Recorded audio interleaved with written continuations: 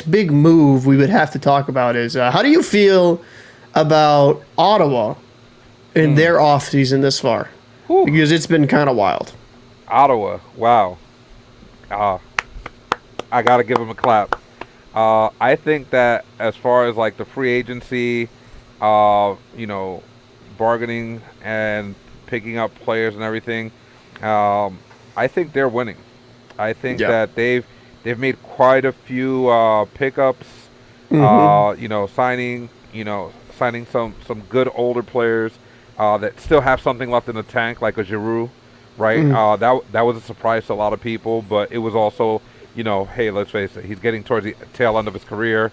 Why not go and play at home, in front of your family and all this stuff, whatnot. It's a good pickup for them, market-wise, and also, putting up points. He fits all the way around.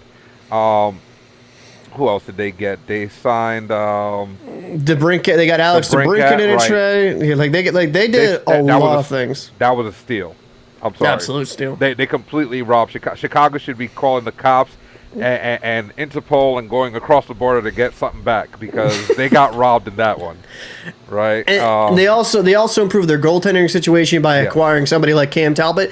And it's funny, right? Because Minnesota goes with the older option of Marc-Andre Fleury. And I can understand it to a degree because they're looking to win now. But, Cam Talbot, I'm not saying he's spring chicken. He's 35. Yep. So maybe they're going to go with a youth backup that can learn from Fleury. But I was kind of surprised with that because Cam Talbot kind of carried them to that playoffs and did very well, especially before the injury. And kind of got that job taken away from him from Fleury. But I like Cam Talbot, Anton Forsberg tandem. They're just a very, very young team. You got Brady Tkachuk, Joshua Norris. You got Claude Giroux, you got Alex DeBrincat, you got Batherson, you have Tim Stützle. I mean, you have a good, the average age of the forwards up front is only 24 points, so 25 years old. Yeah. The old man on that roster is Claude Giroux up front, and then Nick Holden on the back end. Yes. So I think that was a good addition to their back end. You want to add a little bit of veteran leadership, guy who's kind of been through the ringer. He's been on quite a few teams. He was on the Rangers. He was on the Avalanche. So he's been around. He kind of understands the game. The fact that he's 35, playing defense, and he doesn't just play, a fancy game. He's a grinder, right? He's a stay-at-home grinding defenseman. So he's actually going to bring, I think, a little bit more of that stand up at the blue line. Hey, you're not really going to mess with us kind of attitude. He looks like he's not that type of player. But I've seen him in person, and he's gonna bring that a little bit of an edge to that. He'll hit somebody any day of the week. Yeah, absolutely. And the most promising part of this whole situation for me is you're really seeing the maturation process of somebody like a Tim Stützle. Last season, you saw him in 79 games get 58 points, 22 goals, 36 assists.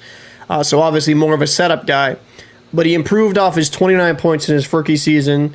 58 points in the next season. So I'm looking for Stützle to even take that next step forward.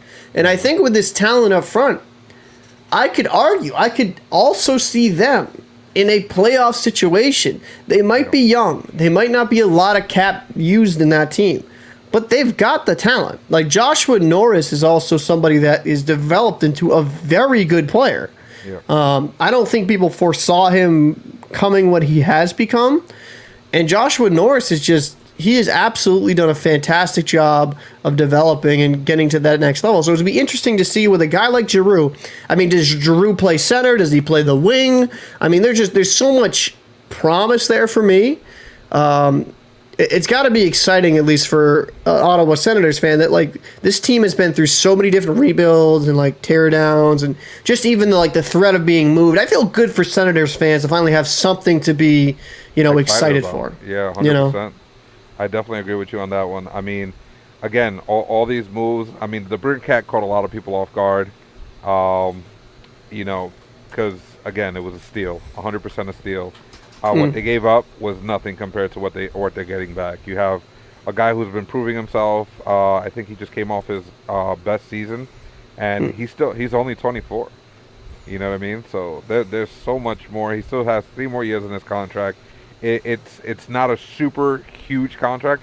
It's not a Brady Kachuk contract where it's 8 mil. No, You know, it's 6.5.